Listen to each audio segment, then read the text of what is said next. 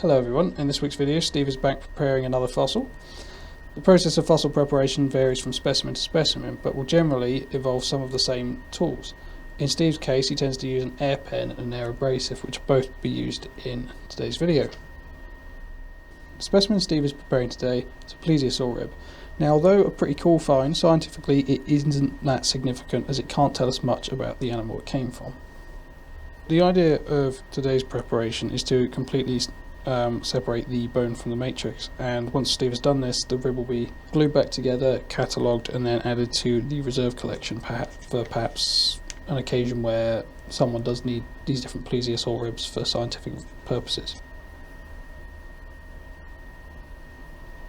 Most people will be familiar with the idea of a plesiosaur from Nessie, the Loch Ness Monster, with its long neck, large body, 4 flippers.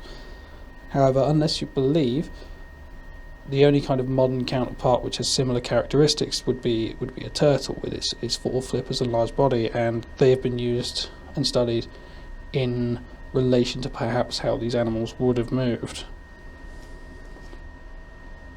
Plesiosaurs existed from the late Triassic, about 203 million years ago, until the end of the Cretaceous, about 65 million years ago.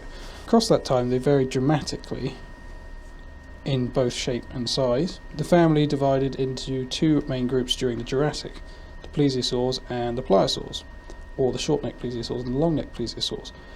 The Pliosaur group being much larger, the top of the food chain predator for the late Jurassic. So to backtrack, when I said this was a Plesiosaur rib, I was using the informal use of the word and meaning specifically that it came from a long-necked Plesiosaur. As to which species we can't identify because, as I said earlier, it doesn't actually tell us much about its owner, and there is a significant rarity in Kimmeridgian Plesiosaurs, which also doesn't help. Now, if you wanted to learn more about either Plesiosaurs or Pliosaurs, you can check out our other videos. I've attached some in the links below, one for a video talking about our Kimmeridgian Plesiosaur specimens, and then we have also done some videos about the Weymouth Bay Pliosaur in Dorset Museum, and a couple of videos about our Pliosaur jaws, so go and check them out if you're interested.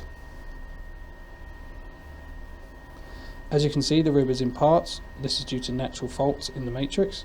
When initially collected, as you may have seen in another video, this actually came up in 3 parts, and Steve is currently preparing the first part of the rib. So what Steve will do is use the air pen to remove the matrix until the bone is free. Once the bone is free, he will use an air abrasive to remove any shale still attached to the bone. This, although a fairly simple preparation job, still took several hours, which we've condensed down into about 13 minutes for you to see, which we hope you enjoy.